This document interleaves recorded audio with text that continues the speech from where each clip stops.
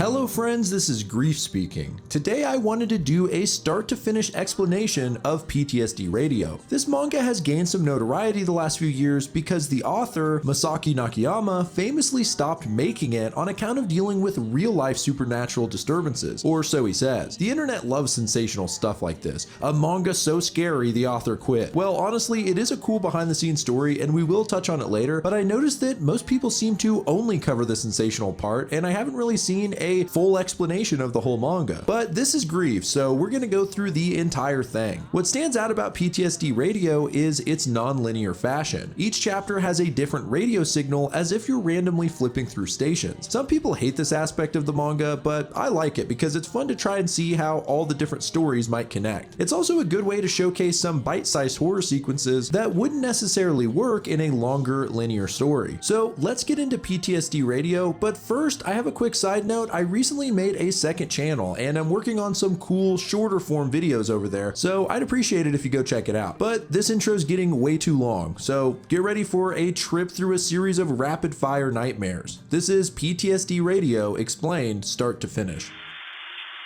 Chapter 1, 89.27. A young girl is sobbing over the fact that she has to cut her hair. Her grandmother says that she had to go through the same thing when she was her age and that this way she won't have to cut it again until she's an adult. Chapter 2, 64.98. Two men stand atop a tall building. One of them is terrified, saying he feels like something is trying to pull him down. Below we see dozens of giant hands reaching up and a dark, disturbing face nestled between them. Chapter 3, 89.44. A woman sits on the subway squirming in her seat. She looks over and in the window reflection she sees herself, but she's bald. Just then her hair gets pulled into the seat behind her. She looks at her reflection once again and sees the bald figure looking back at her, only this time the face is distorted with huge eyes. It's extremely unsettling. Chapter 4, 57.31. A woman's waiting to board the subway when she spots the silhouette of someone standing on the tracks. No one else seems to notice the person, but before she can speak up, the train arrives and collides into the figure. However, there's no reaction from the train or the people getting inside, as if nothing happened. As the doors open, the woman sees the dark figure sticking out of the floor of the train as if it phased right through. Still, no one else sees it. Before the doors close again, we get a closer look and see that this entity is actually made up of hair encasing what looks like body parts. We can see an eye poking out between what looks like a bunch of human fingers, and the creature wraps its hair around one of the passengers. The train leaves and the woman stands by the tracks wondering what's going to happen to the people on this train. Chapter 5, 89.29. We see the young girl and her grandmother again, but now she's completely bald. Her grandmother tells her there's nothing to cry about and that she'll only have to cut her hair again 2 more times, but the ages are blotted out. We then see the woman on the train with her hair being pulled into the seat. It seems this is the young girl grown up. She tries desperately to remember what ages her grandmother mentioned. Chapter 6, 23.55. A man is visiting his mother in a rural village. He goes out to find a smoke shop and is taken aback by how pitch black it is at night in the country. As he walks, he decides to have his last cigarette, and when he lights up, there's a sinister face inches from him. Chapter 7, 82.39. A woman is taking a hot bath when she's suddenly pulled under the water. Next, we see a busy shopping center. A man named Kieta believes he just saw his ex-girlfriend Shifuyu and chases her down. Turns out he was right, and the two grab a cup of coffee together. Shifuyu's head is completely shaved bald. This troubles Kieta, and he wonders if she did it because he broke up with her. She suddenly speaks, saying that nothing he's thinking is true, as if she just read his mind. She says that strange things began to happen after dating him. We get a flashback of her begging him to stay at her place, but he shrugs her off and says he needs to go home.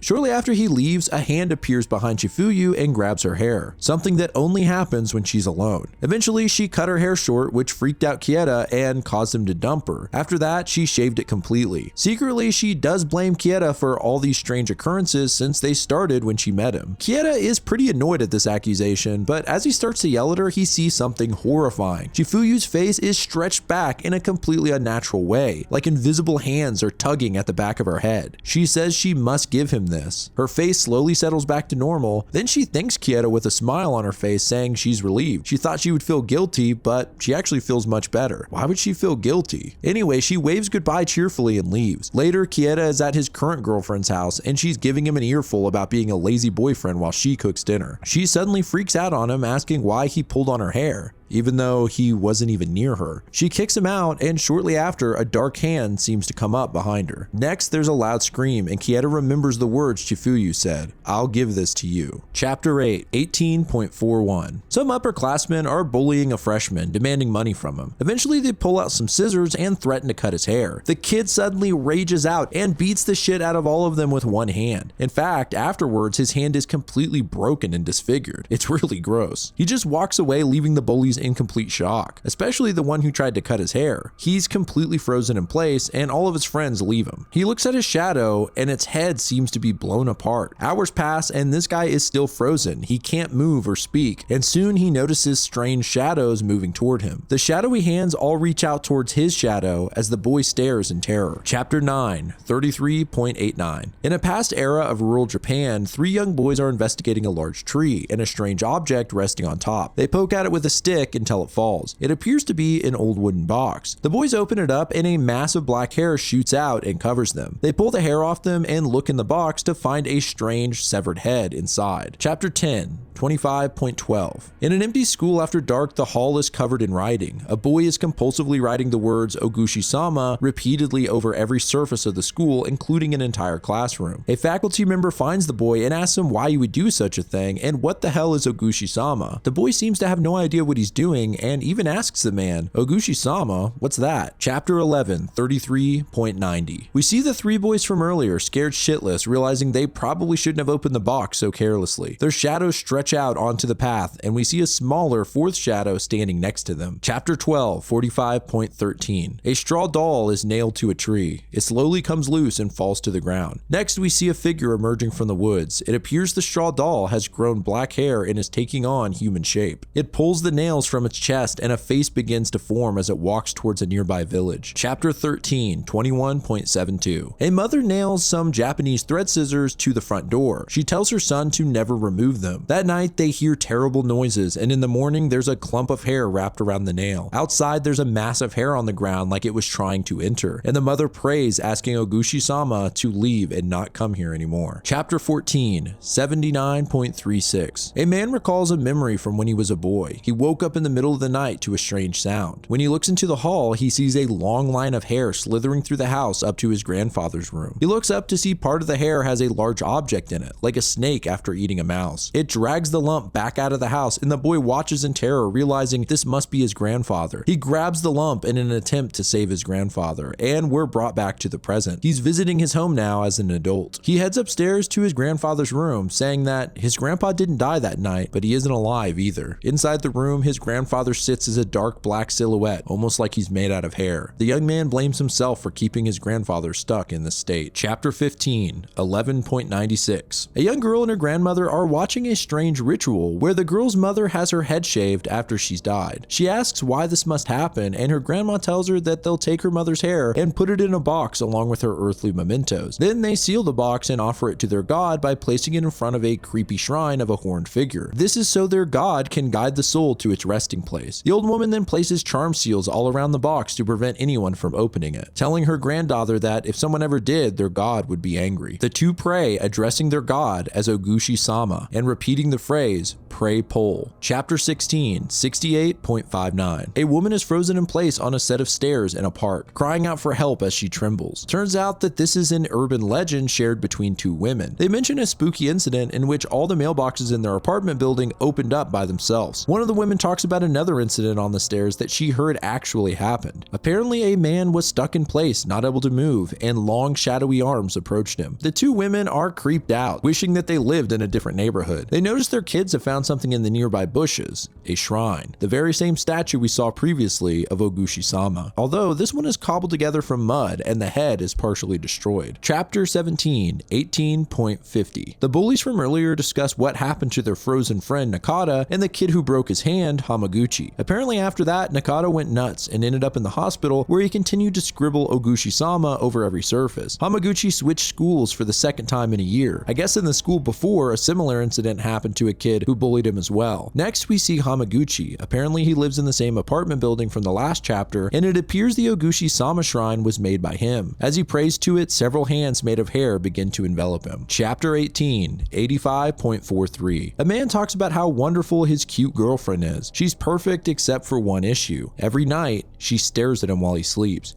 And my God, it's disturbing. Her face looks unnatural and she hovers inches away from him while he pretends to sleep. Chapter 19, 42.17. The chapter begins with these words: pulling one's hair out, giving a lock of one's hair to a loved one for luck, cutting one's hair after a heartbreak, keeping the hair of the deceased to remember them by. Could there be a common strand tying these together? A group of villagers bring a box labeled War Hero to an Ogushi-sama statue. The people pray, saying, "By your will, pray pull." At night, a figure approaches the shrine with a straw doll filled with hair, and we see the words, "To a malevolent god, there is no right and wrong." The person places the doll down, saying, "Pray pull, please drag this soul into the darkness." We see the figure has wide eyes and a headband with 2 candles, commonly associated with ox-hour curses in Japan. Chapter 20. 40.06. A soldier asks a barber if he can buy hair off of him. His friend died in battle and he has nothing left to return to his family, so the barber collects some hair off the floor for him. The soldier brings it to the dead man's family and tells them that it's their son's hair. He debates whether this was actually the right thing to do, and later we see that this was the family from the last chapter. They continue to pray that their son's soul will be placed with their ancestors, unaware that this isn't his hair at all. Once again, we see the words, "To malevolent gods, there's no such thing as good or evil. All they desire is,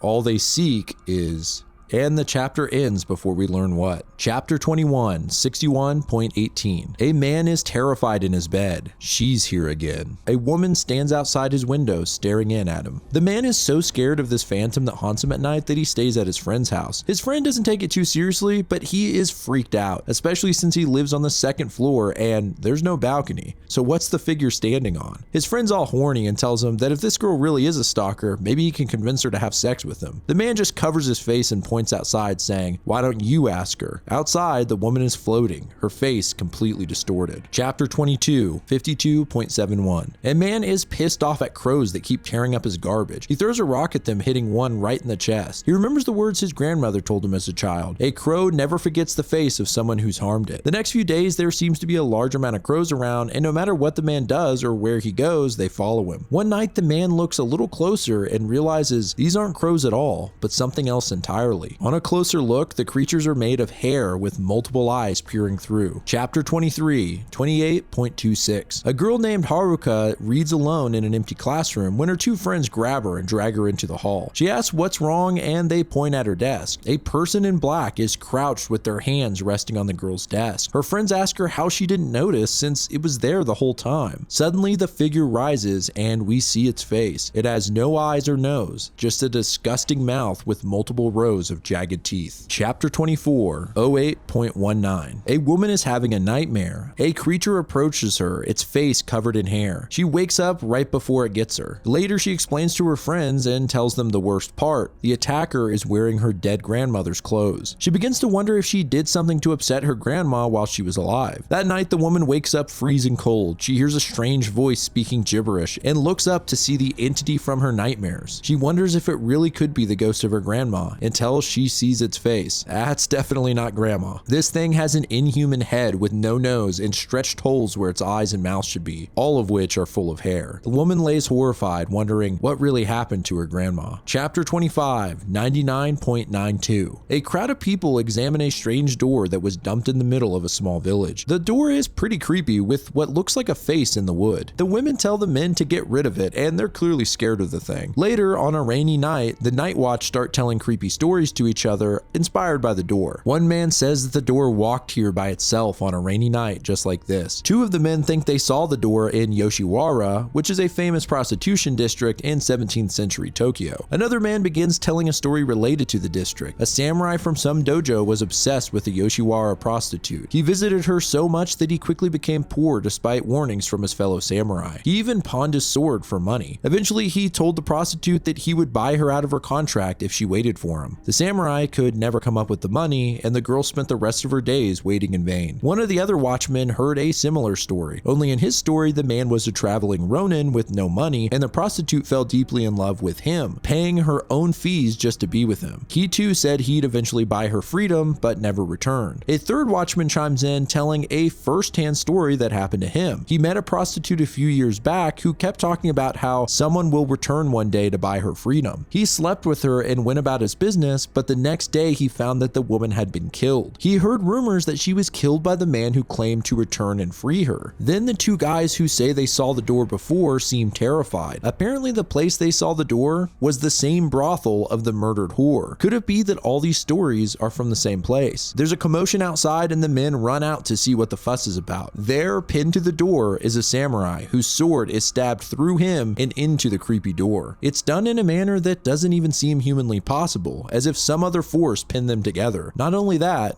but it almost looks like the figure on the door is chewing on his hair. Chapter 26, 09.77. A crow descends upon a box offered to an Ogushi-sama shrine. Some hairs are poking out of the box, and the crow begins to pull it out. The shrine begins to glow, and then there's a small blast. The crow's eyes go white, and the chapter ends. Chapter 27, 27.44. Some men approach an Ogushi-sama statue, having been ordered to remove it, but they were told to be extremely careful. One man says, "Let's just get it over with," and smacks the thing with a hammer. He immediately cries out in pain, and in hands down the most disturbing sequence in this manga so far, the man's head begins to bulge with one eye popping nearly out and blood gushing from his nose. Then it swells up in size. His skin tears open and we see hair underneath, as well as two horns sprouting resembling the Ogushi-sama statue. Finally, it explodes. Chapter 28. 90.01. We see the horrifying face from chapter 3, that disturbing bald-headed reflection. Now we know that this is Chifuyu before she cut her hair off. She still can't remember what ages her grandmother said to cut her hair. She calls her mother to find out, but she seems to have no idea what she's talking about. That night, a figure approaches her sleeping. It's the bald head. Its face is even more unhinged than before. Out of desperation, she chops her hair short, but when she looks in the mirror, she still sees the horrible reflection. We then see Kieda screaming at some crows who are destroying garbage bags. Weirdly, the bags seem to be filled with hair and the crows are eating it. Strands of hair fall on Kieda and he brushes it off, but some of it wraps around his finger. Later, Chifuyu takes a bath and gets pulled into the water. Kieda runs to help her, and outside we see the bald figure along with several hairy creatures. Chapter 29, 81.2. Two friends enter a cafe and make fun of a guy with strange hair sitting alone. Looks like he has a bizarre ponytail or something. As they look closer, they realize the hair on the back of his head isn't him. In fact, there is another head coming out of his collar. Its face is completely twisted and it looks just like the entity we saw hovering outside of the window a few chapters ago. Chapter 30, 34.58. We're back to the man whose girlfriend stares at him at night. He hears a cracking noise and the woman begins to change into a straw doll person, the same one that had fallen off the tree. Chapter 31, 09.78. It seems the crow in front of the Ogushi-sama statue is alive. It ascends into the air and we see the box it was eating hair out of is missing. Chapter 32, 90.32. Some kids make fun of a bandaged man who's walking like Frankenstein's monster. They throw a rock which hits him right on the head. The bandaged man turns around and we see hair pouring out of his eyes, nose, and mouth. Chapter 33, 80.20. Kieda is looking in the bathroom mirror and wonders if something is wrong with his eyes, thinking he's seeing double. He leans down to wash his face and we see a disturbing creature behind him. This is one of the ugliest yet, looking like a mix between a gray alien and Jason Voorhees. Even stranger, as he pulls his head back up, there's what looks like another eye growing out of Kieda's head. Chapter 34, 33.95. We see one of the boys who discovered the cursed box earlier. He sees a small shadow behind the door, and peeking into the room is a creepy child's face, similar to the one that they found in the box. The boys tell the priest what happened, and he looks sad and disturbed. He hammers a pair of scissors on the wall above the door and tells the three boys they must stay inside the room for one full day, not speaking a word until morning, and then he leaves them. That night, a shadow appears outside the door, and the scissors begin to chop rapidly. Peeking in through the window is a childlike entity with angry eyes, saying, "You severed it, you severed it." The boys all scream. Chapter 35, 29.00. Three teenage boys begin to hear a loud and disgusting noise slither toward them, but the chapter ends before we see what it is. Chapter 36, 26.92. A man stumbles upon an old abandoned building with markings on the side as if someone is counting something. He comes back a few days later and sure enough, there are more tallies. He wonders what someone is counting to, and behind him we see a dark figure emerge from the woods. Chapter 37, 48.81. A middle-aged man lay troubled in bed, hearing a rustling noise that's getting closer and closer. He sits up and wakes his wife, saying he thinks there's a bug or something, but they don't find anything. He lays back down and again hears the noises in the dark. Chapter 38, 58.65. 45. A man sits on the subway and a woman in black with a strange face is walking hunched over in front of him. She smiles at him, but it quickly turns to a grimace. She walks away only to return hunched over and smiling again. No one else seems to notice her, and the man is forced to try and ignore her. Chapter 39, 29.00. This is the only time we've tuned into the exact same frequency. We see the three teenage boys again in the same moment as before, but this time we see it from the perspective of the second teenager who can hear a voice crying out, "I found you." The chapter ends in the same way as before. The boys are terrified, but we don't see what haunts them. Chapter 40, 53.78. A man exits a convenience store and sees a woman sitting on the ground outside that no one else seems to notice. He wonders if she's drunk, and the horny bastard decides he should take her home to take care of her. He gets closer and sees that something is very wrong with her face. Later, one of the guy's friends tells the exact same story, how he saw the strange woman with the messed up face just staring at the nearby intersection. He has a strange feeling that if he talked to her that day, he'd be the one sitting at the intersection now. Chapter 41, 48.68. A young man sleeps in his apartment when he wakes up to something crawling in his mouth. He spits it to the ground and it looks like a little alien creature with its entrails popped out. Disgusting. Chapter 42, 29.00. Yep, we've tuned into the same frequency for a third time. This time we see it from the third teen's perspective and he can actually see something. An entity slowly crawling up the steps toward them. Finally, it lunges at them. It's a grotesque creature that we saw in a chapter some time ago. Its eyes and nose are missing and its mouth is a fleshy circle with several rows of jagged teeth sticking out. It gets inches away from the kid's face and the chapter ends. Chapter 43, 41.95. Crows are sitting atop a torii gate. Villagers are meeting with the town priest. They want to remove the Oguchi-sama statue and expand the village. The priest seems reluctant as this shrine has been in the village for generations. One man calls it a despicable tradition that they must be rid of, but shortly after saying this, he drops to the ground with veins bulging out of his face. The priest wonders what exactly this shrine is, and we see a black aura around it, like black smoke. Chapter 44, 75.32. Sometimes Hibino sees creepy things. He can look at a house and predict whether someone will die in it soon. According to Hibino, each house and building has a black silhouette above it. They just float there completely still, but sometimes the silhouette above a house is upside down, and shortly after this, someone usually dies inside the house. One day, Hibino quit his job and decided he was leaving town. He begs his friend to leave as well, and we see why. All the silhouettes in the city have turned upside down. Every house and building in sight. Chapter 45, 86.77. A woman is walking alone in an empty office building. She feels like something is behind her, but doesn't see anything. She finally decides she's just imagining things, and as she turns to leave, we see a creature standing right behind her with a gaping mouth and large eyes filled with black hair. A voice says, "You can't go home." Chapter 46, 48.90. The middle-aged man who heard the bug earlier is sleeping when something suddenly crawls into his ear. He jumps up screaming and pulls out what looks like a small alien-like creature with its head missing. He goes to the hospital and the doctor says they couldn't find anything in his ear, but they'll keep an eye on him. As the man lay in his hospital bed,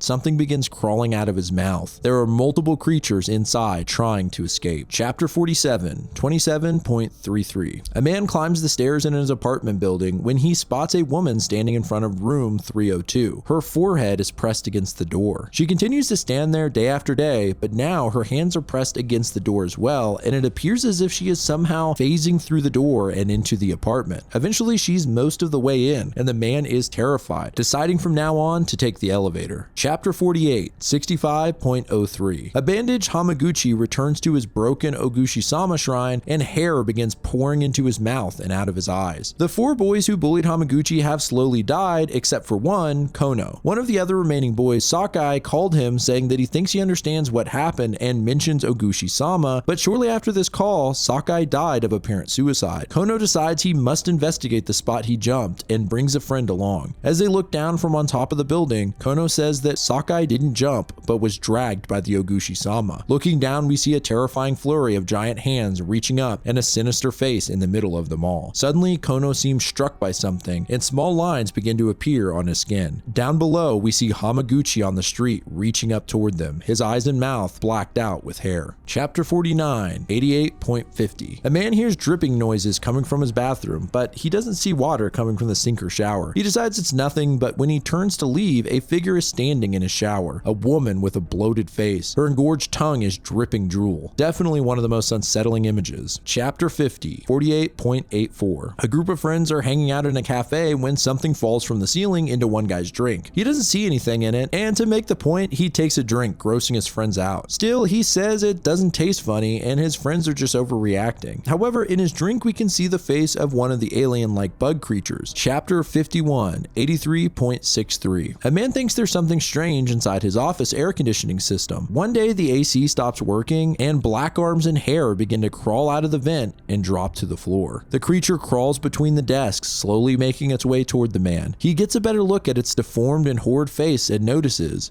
it seems to be smiling. Chapter 52, 56.04. A man walks down the street consumed on his phone and accidentally bumps into a passerby. He apologizes to the person and realizes something wrong. Their face is strange and inhuman with blocked out eyes and a creepy smile. He runs away creeped out, but when he looks back down at his phone, the face is on his screen, and now it's angry. Chapter 53, 46.54. A teenager talks about attending the town's annual night festival and how his grandpa warned him never to go off a lit path. His grandpa tells him that the town shrine is a host to many other beings and they fill the forest on the night of the festival. Now a teenager, the kid is trying to get it on with a girl in the woods, ignoring his grandfather's advice. As he kisses the girl against a tree, he looks up to find several dark creatures closing in on him. Chapter 54, 57.48. A man sees a shadowy figure on top of a tall building that seems to be jumping in place. After this incident, the shadowy figure follows the man wherever he goes, getting closer as time passes. Eventually, it comes up behind the man, and this figure, made up of hair, enters the man's eyes and mouth, consuming him. Chapter 55, 50.14. A girl is listening to music on her computer when she hears a voice singing outside. Assuming it to be someone on the street, she peeks through her curtains to get a glimpse of the singer, but she finds a massive head outside of her window crying. Now that is scary. Chapter 56,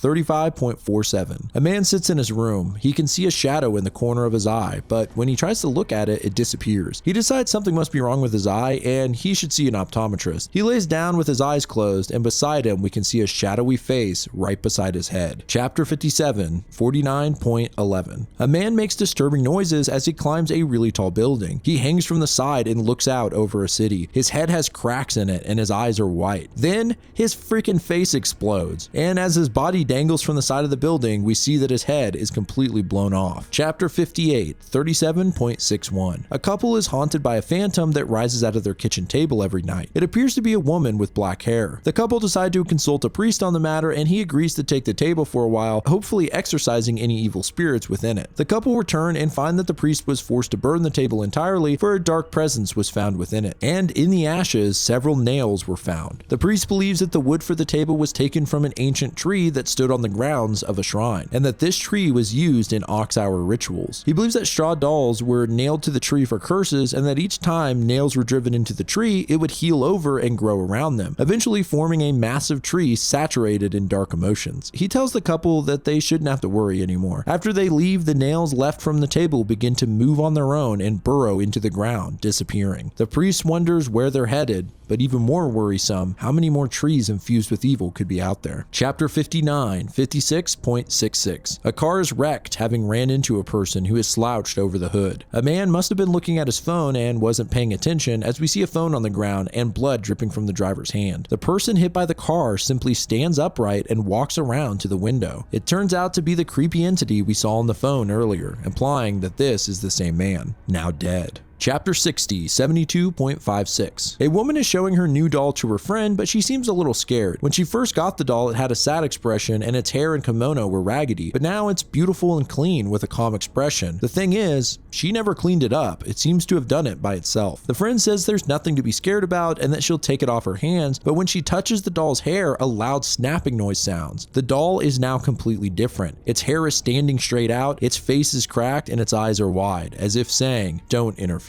Chapter 61, 03.90. This chapter has a totally different style than the rest of the manga, starting with the fact that it actually has a title, Kiku and Tsubomi, not to mention the storybook style narration, but it also gives us some great lore details about Oguchi-sama, so let's get into it. This is a story about a small village in the mountains and their small god. The village's land wasn't fertile, and so they had to make do with hunting and gathering. Despite the struggle, the villagers were grateful and led happy lives. In the village, village were a pair of young sisters, Kiku and Tsubomi. They had no mother and their father left to the coast for work, so they lived with their grandmother. As the oldest, Kiku helped with chores and raising her younger sister. They anxiously waited their father's return in the fall, but a sudden landslide blocked the roads, delaying his return. Tsubomi cried her eyes out and eventually ran off to look for her father herself. Kiku decided to try and find her sister, but first she remembered something her mother had told her before she died. She ran to a statue on the outskirts of town who the villagers called Oguchi-sama. Here the statue is depicted smiling with an angelic posture. Kiku pulled a hair from the nape of her neck and tied it to the statue. Her mother told her that if she ever got lost, Oguchi-sama could guide her. So Kiku prayed to the shrine, and shortly after she found a direct path to Tsubomi, who was lost in the mountains. But they still needed to find their way back. So Kiku led her sister in a prayer. Oguchi-sama, kindly pull us. Pray pull, pray pull. Suddenly, all sound went quiet, and the sisters heard a voice crying out, "O beloved lost lamb, I will shine light on your path, let me pull your arm." Then a beautiful singing voice rang out through the mountains. The girls then somehow knew exactly which way to go. The voice resembled the girl's mother, and it spoke again. "Dear children, return to your mother's breast. O trees, insects, and wildlife, cover not these children's ears and eyes." Guided by the voice, the girls moved through the woods, with the trees and grass parting in front of them. They made it back to town and to the Oguchi-sama statue. The girls prayed thanks, and Kiku cut her hair from the statue's horn. From then on, the village faithfully worshipped Oguchi-sama as the god of guidance. But that was long ago. Here, the manga begins to slowly revert back to its modern style, and we see the statue aging over time. Now we see a group of men surrounding the statue ready to remove it. One man says, "Let's get this over with," and hits it with a hammer.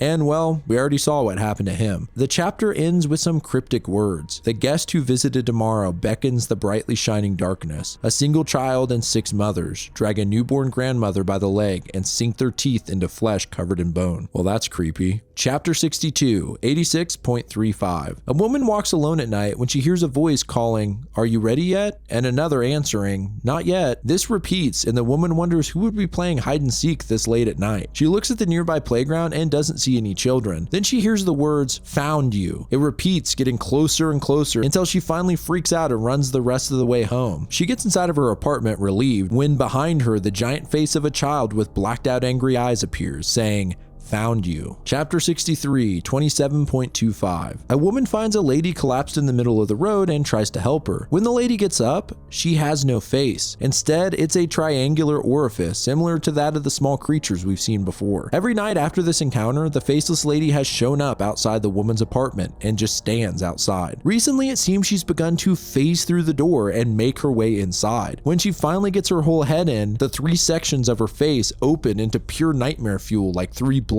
flaps. The blood drips out of the opening onto the floor, and the small insect creatures begin to crawl out. The woman is cowering in the corner thinking, "Someone help me." Chapter 64, 48.93. In a cafe after dark, we see the small black creatures crawling out of the ceiling and falling onto a booth where they're forming into the shape of a person. Elsewhere, we see a man, the same one who was in the cafe when something fell in his drink. He's frozen in his bed as the small creatures begin to crawl out of his eyes, mouth, and ears. Chapter 65, 26.02. A boy is commenting on how fond he is of his aunt Kazue, who he spends a lot of time with. However, one day she disappeared and stopped showing up. Then, after a few days, she came back like nothing happened, although something's really off. This is not the same Aunt Kazue. Her face is not quite right, and she starts to sputter nonsense. Later, the boy tells his parents that something's wrong, and they look irritated, telling him not to speak about his aunt that way. He gets the feeling that they know something he doesn't. She continues to spend time with the family, but never speaks a word. She just stares and smiles. Every night, she enters the boy's room, standing over him, muttering, and asking him to come to the mountains with her. It's now been over a decade since she first reappeared, and she looks exactly the same. He believes there's something still inside of her. Chapter 66, 87.77. Sometimes when a man comes home to his apartment, he sees something waiting for him in the dark, but after he takes a second to regain his composure and comes back inside, it's gone. One day he sees the figure and closes the door. Like usual, he breathes in and calms down, only this time when he re-enters, the figure is right in front of him. Chapter 67, 84.53. The man claims he never opens his window curtains, but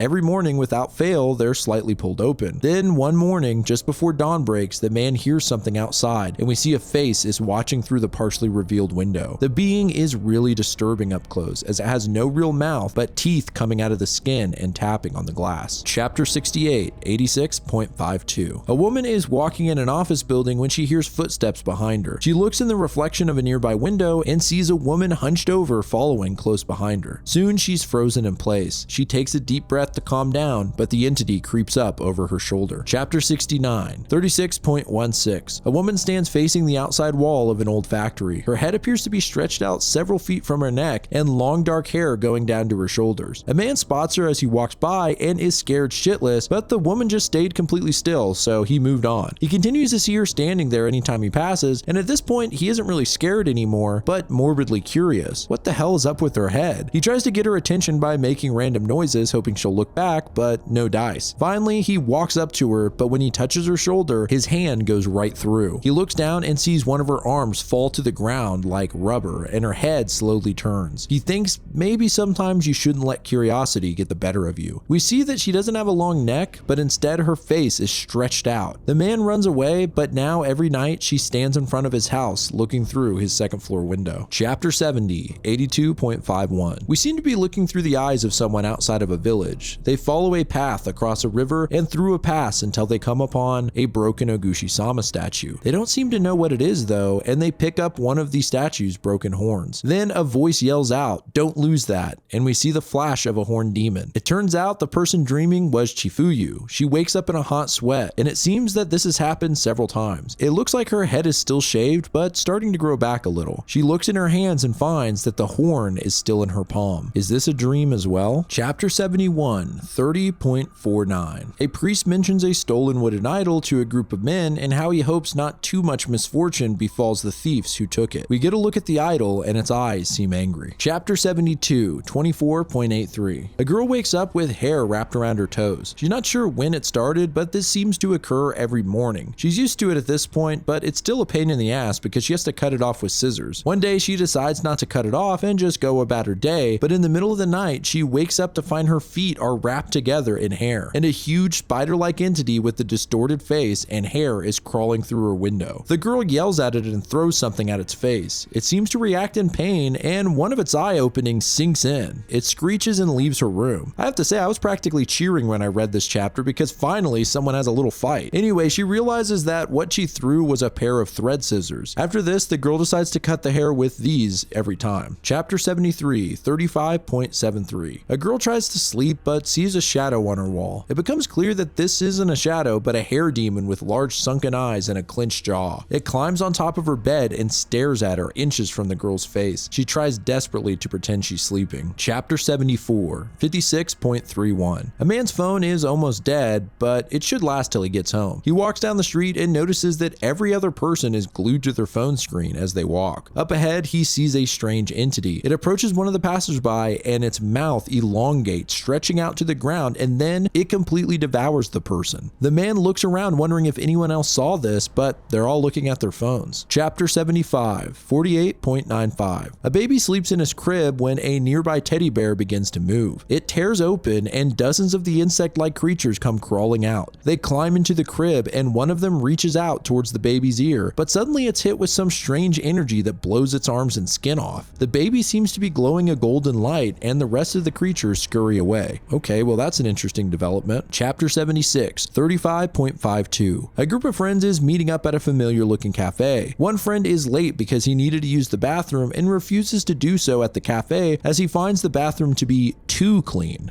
Weird. Well, another friend actually needs to go and uses the cafe's toilet. His friend was right. The floor is sparkling, it's so clean. As he sits on the toilet, he can actually see his own reflection. Suddenly, he sees a distorted face coming up from behind him. Chapter 77, 70.01. A teacher is writing out an equation on the chalkboard for his class when he hears a humming. He confronts the class, but they're all dead silent. He continues on and hears the humming even louder. Now he hears words. It seems like nonsense, stuff like, The newborn mother cat falls even higher, and the reddish-green sun travels north and south. At this point, the teacher realizes it's coming from inside of his own head. He dismisses the class and leaves, but keeps hearing the strange words. The song mustn't be heard until the end, but can I escape from this? He looks at his shadow and sees a figure following behind him. Chapter 78, 91.30. A teenager is studying at a kotatsu table by his bed. He does a big stretch and lays flat with his head now slightly under his bed. Suddenly, small hands grab the side of his head, and when he looks up, a childlike entity with an upside down face is staring at him. He jerks up, but when he looks back under his bed, there's nothing there. Chapter 79, 37.79. A woman walks by a house on her way home from work every day. The family inside is always happy and smiling, enjoying each other's company. But through the window on the floor above them, there's a strange entity hanging upside down. She feels like she should tell them, but looking closer at this hideous creature with swollen lips and strange eyes, she just can't do it. Chapter 80, 56.24. A brother is showing his older sister Google Maps Street View. Well, it doesn't say Google, but come on, this is Street View. I guess she's never used it before and is impressed, asking her brother to use it to travel down the street to her apartment. They notice there's a girl in black who's consistently been ahead of them in the photos. As they move closer to the apartment, they make it to the sister's apartment where they currently are in real life and see the girl stopped and looking through the window. They move right in front of the house and see that the girl in black is just inside of their window behind the curtains. They're rightfully horrified, and in real life they look over and see feet standing behind the curtain. Chapter 81, 65.38. Three teens stand outside an abandoned old building and decide to try and break in to look around. Before they do, one teen notices several hairs stretch across the entrance. He snaps them by accident and a blood-curdling scream rings out. As they look at the pile of junk out in front, a face seems to slowly appear. Then hair begins shooting out of the house. Chapter 82, 53.09.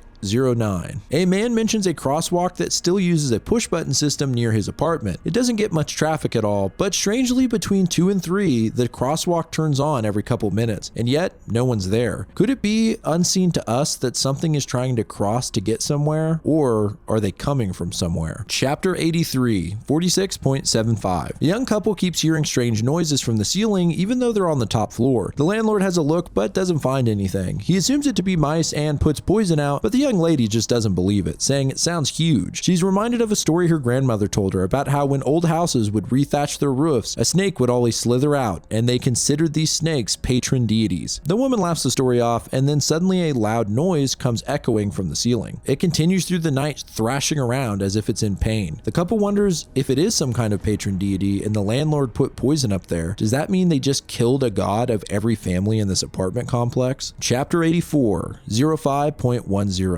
Two girls play a creepy game where they shout out an invitation into the night for someone to come inside. They do it one more time and watch the open window, creeping themselves out. Right when they decide to quit playing, a giant head slides in front of the window, its eyes hollowed out. Chapter 85, 15.64. A woman stands in front of the Ogushi-sama shrine muttering, barely making out the words, "Pray pull." The next day, villagers have found another dead body hanging from a tree with hair wrapped around its neck. The third death just like it. Two villagers have their suspicions on what's causing it, and we can assume they're talking of the Ogushi-sama statue. Later, angry men confront the priest, asking what they can do to quell the god's wrath. They decide they must find the one who's responsible. That night, the woman approaches the statue again, saying "Pray pull" while holding a lock of hair in her palm. But this time, she's interrupted, as the men were waiting and watching from afar. They reveal the woman to be Grandma Sayo, a kind old woman from the village. But something's up with her face. She tells the priest that she did it because she was asked to, but won't say by whom. The villagers discuss the incident, saying that Grandma Sayo was actually from another clan who left to fend for herself, and so they believe she has a grudge against her family who abandoned her. The men then recall the strange village custom of having to shave their heads at ages blank and blank. The ages, of course, are blotted out. Apparently, all firstborns and their fiancés were forced to do it. Their hair is then given to Ogushi-sama along with a pulling and severing prayer so that the children's souls would be spared of being pulled from their bodies. Grandma Sayo and anyone else not native to the village, along with any non-firstborn children, are called plucked. Because they never offered their hair at the correct age, their souls have been plucked from their bodies by Ogushi-sama. These so-called plucked work as slaves since they are essentially emotionless husks. Strangely, the three who died were all firstborns. The next day, Grandma Sayo is found dead with her hair coming out of her eyes and mouth. One of the men suspects she was killed to keep her from talking. He sees three men, all plucked, smiling. At the foot of the Ogushi-sama shrine are several strands of hair, and we see the words, "The gods know neither good nor evil." evil. I think this is one of the most insightful chapters as far as what's going on with Oguchi-sama, but we'll touch on that later. Chapter 86, 50.96. A boy talks about how he lives on the 4th floor of a normal apartment building with no complaints, except that every day just before his mom gets home from work, this weird thing peeks in through his window. It's a giant face that does nothing but stare.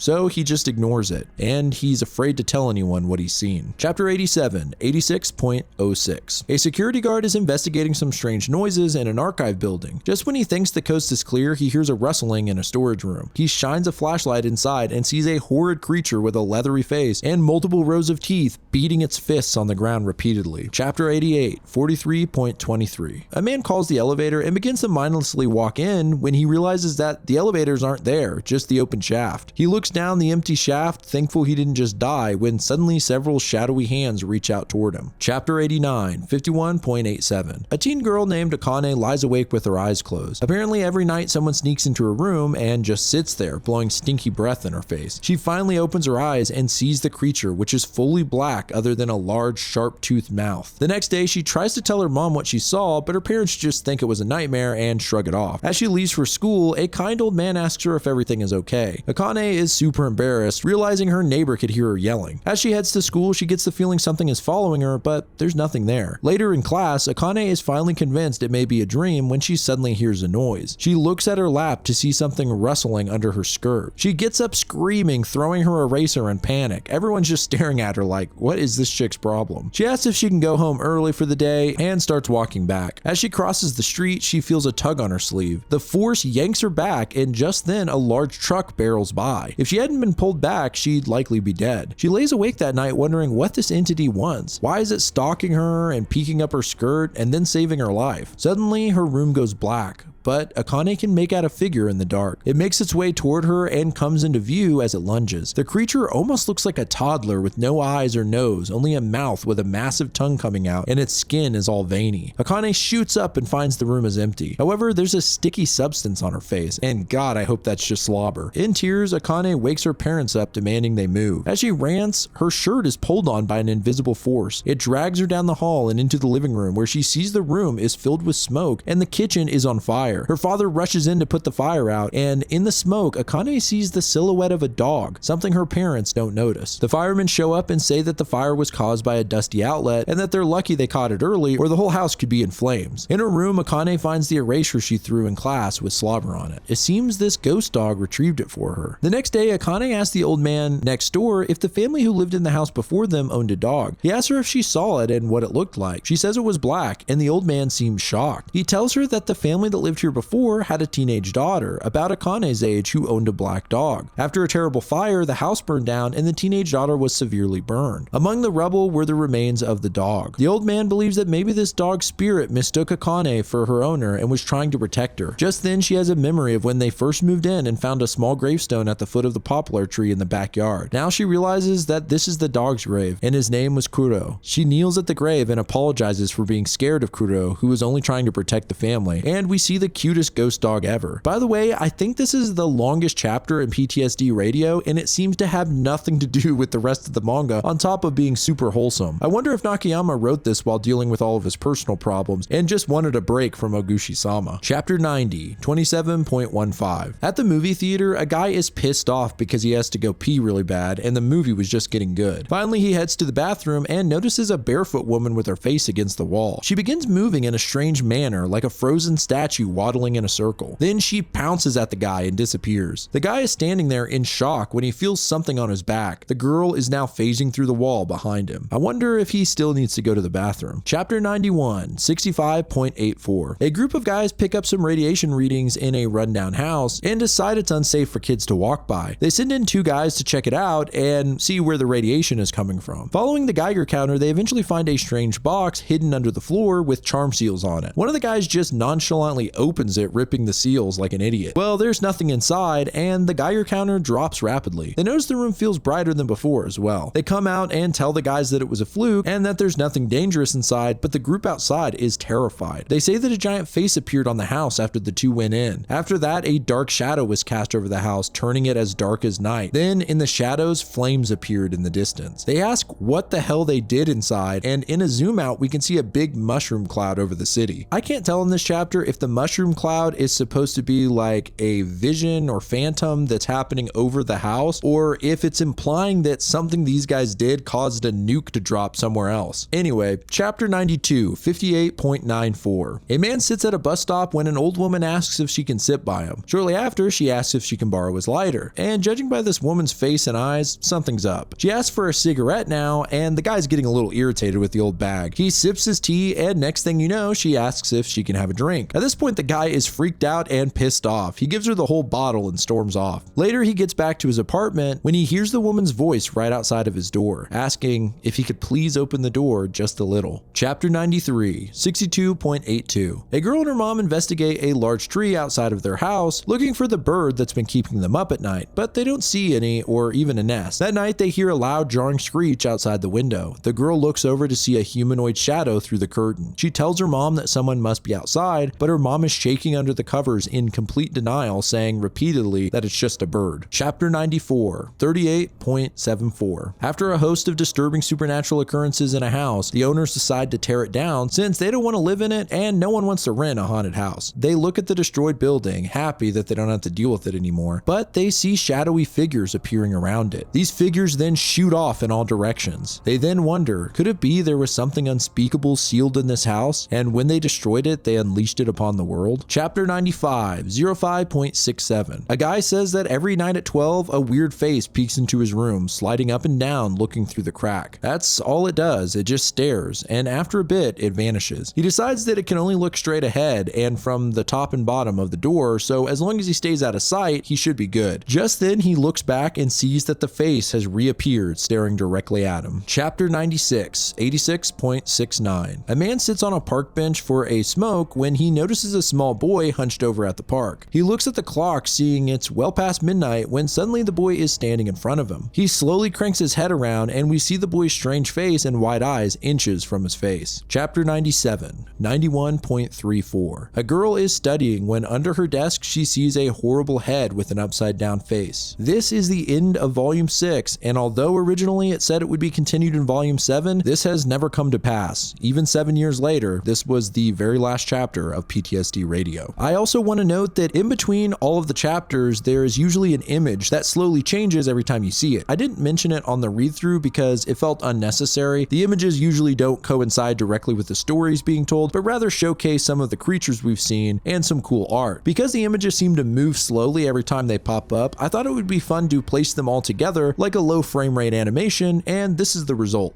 Pretty cool. Okay, so now's the fun part. I went back through every chapter to try and connect all the dots, hopefully finding some kind of explanation for the horrid nightmares in this manga. So let's start off with the thing that connects all of PTSD Radio, the Curse of Oguchi-sama, a malevolent deity that seems to be the root of nearly all supernatural occurrences in the manga. This god is a being deeply tied to hair, and the tradition surrounding its worship has shaped the lives and deaths of countless people over generations. So let's break down everything we know in chronological order about Oguchi-sama. The earliest example of Oguchi-sama and its statue are found in an isolated mountain village where people worshipped Oguchi-sama as a guiding god, one who could lead lost souls home. The earliest version of this deity appears to have been benevolent, as seen in the story of Kiku and Tsubomi, where two lost sisters are led back to safety after offering a strand of hair to the shrine. The villagers faithfully upheld rituals to honor the god, offering hair as tribute, believing that Oguchi-sama could guide souls to their proper resting place after death. However, at some point the nature of Oguchi-sama and its rituals changed. The hair offering tradition became less about guidance and more about appeasement, and the village enacted a strict rule. Firstborn children must shave their heads at 2 specific ages, although we never learned what those exact ages are, and offer their hair to Oguchi-sama. The hair would be sealed in a sacred box and placed at the shrine with a prayer, pray pull. This was meant to prevent the gods from pulling their souls from their bodies. We know that not everyone in the village participated in the ritual, ritual. Those who didn't, either because they were outsiders or because they had no firstborn status, became the plucked. The plucked are described as emotionless, hollow people, almost like puppets that can be controlled by Oguchi-sama and were used by slaves by the villagers. Now, so far, all of this about the plucked is straight from the manga, especially chapter 85 in the Grand Masayo story. But here's where I may be adding my own theory. I believe all the humanoid entity creatures we see throughout the manga are plucked, and that the longer a plucked person goes without a soul, the more distorted they become. For example, their body parts stretching, their faces warping, their expressions becoming frozen in twisted smiles or vacant stares. Some plucked individuals seem harmless, merely standing in place or watching others from the shadows. Others become agents of Oguchi-sama, carrying out unexplained tasks or even assisting in maintaining the rituals. The most horrifying ones appear increasingly inhuman. Their faces become completely unrecognizable with grotesque mouths and hollowed out eyes. This suggests that the longer someone remains plucked, the more their form is corrupted by Oguchi-sama's influence. And it may explain why the most tame entities look the most human and can still speak, like Aunt Kazue from chapter 65 or the old woman at the bus stop from chapter 92. While the plucked seem to attack indiscriminately, there are also big consequences for breaking the ritual. Throughout the manga, Oguchi-sama punishes those who interfere with the ritual or disrespect the shrine. For instance, in chapter 27, a man attempts to destroy an Oguchi-sama statue and is physically warped, his head bulging grotesquely before exploding into hair and horns. In chapter 9, 11, 34, and 37, we follow the three young boys who accidentally broke open an offering box to Oguchi-sama and how they were subsequently cursed. Of course, all those who fail to cut their hair at the appointed time seem to experience relentless supernatural attacks. Chifuyu, one of the only recurring characters, fails to remember the specific age she was meant to cut her hair, and as a result, she becomes haunted by distorted versions of herself, seeing bald, grotesque reflections that stalk her until she finally shaves her head out of desperation. At some point, the villagers appear to have abandoned or altered their faith in Oguchi-sama, leaving the shrines to crumble. However, this didn't end the curse. It actually seems to have spread it. The cursed objects tied to Oguchi-sama, such as the hair-filled boxes, nails used in Ox-hour curses, and the statues resurface in different locations, sometimes in modern cities. The shadowy figures, distorted faces, and plucked individuals seem to have left the original village and now haunt random strangers, suggesting that Oguchi-sama's influence has extended beyond its original followers, or the descendants of the village have slowly spread out. In chapter 94, we saw a haunted house demolished only for its spirits to be released into the world, implying that the same thing may have happened with the Oguchi-sama shrine, that whatever was sealed there is no longer contained. One of the most unsettling aspects of Oguchi-sama is that it's not necessarily evil, it simply exists. Throughout the story, the phrase,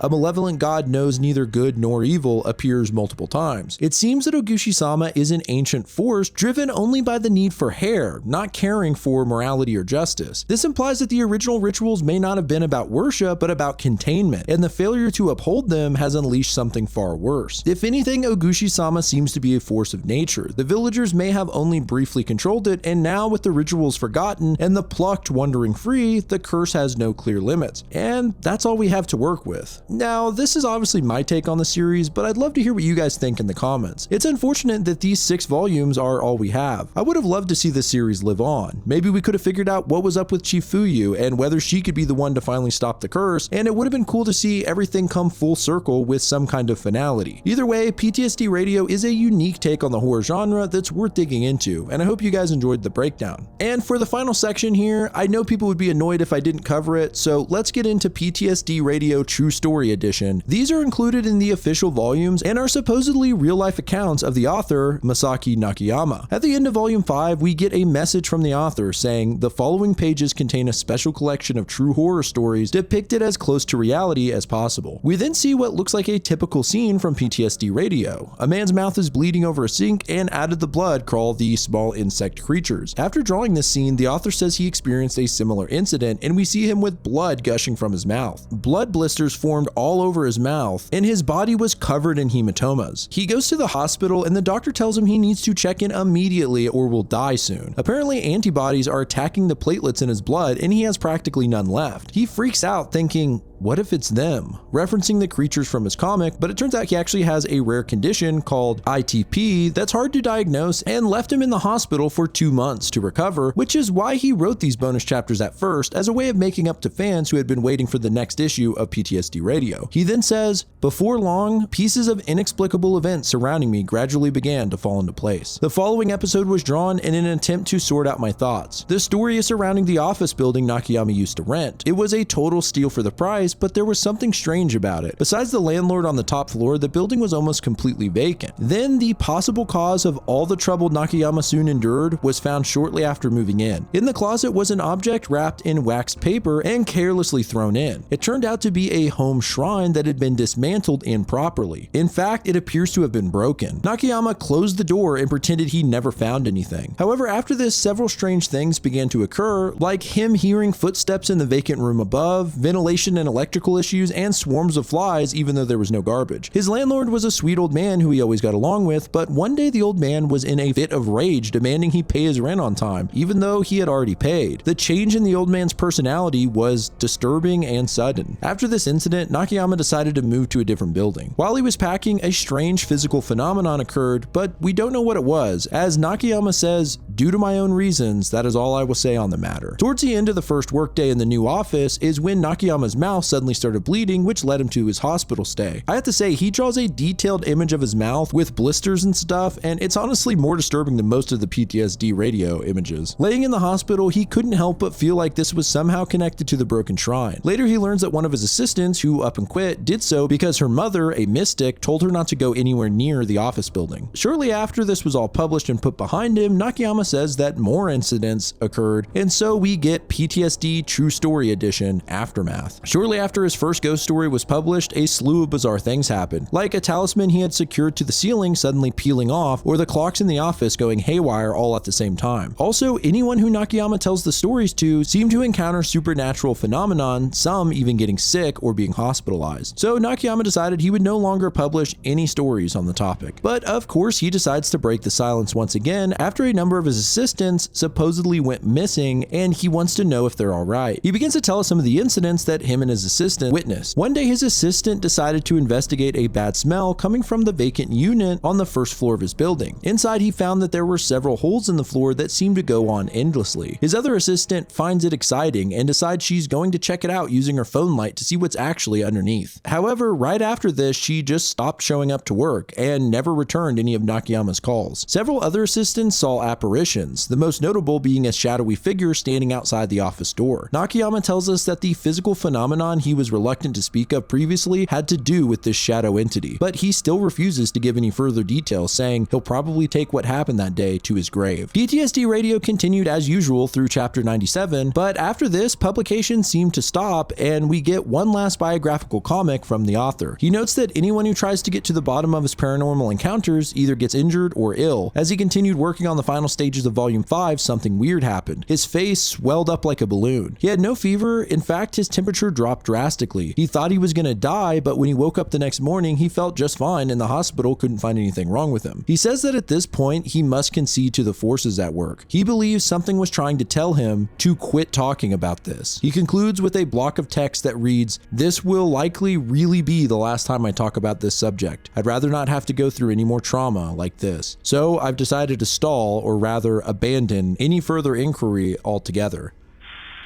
And that's it. No more ghost stories and no more PTSD radio. It's definitely spooky, but I am skeptical. There's a history of horror creators often sensationalizing things like this in order to draw attention to their work. For instance, the director of The Exorcist encouraged rumors that the production was cursed, and while there were some strange occurrences, it was clear that they used this as a tool to promote the movie. Same thing with The Ring. The director encouraged the idea that watching the film would curse you, similar to the actual tape in the movie. It's hard to tell if this is what Masaki Nakayama was doing, but the strongest piece of evidence that it is all true is the fact that he just stopped making the manga, which was getting pretty popular. If it was a publicity stunt, why would he stop when it's gotten so much attention? So there you have it, gang. I think this is a pretty comprehensive deep dive on PTSD radio. I'd like to hear what connections you guys made and theories you might have, so make sure to comment your thoughts and let me know if there's any other media you'd like me to cover. But that's it for today. Go check out my second channel if you want some short form content, and shout out to Kill Me Katie for the intro and outro music. Also, Also, big thanks to my patrons for helping keep this thing going. This is Grief Speaking. Goodbye, friends.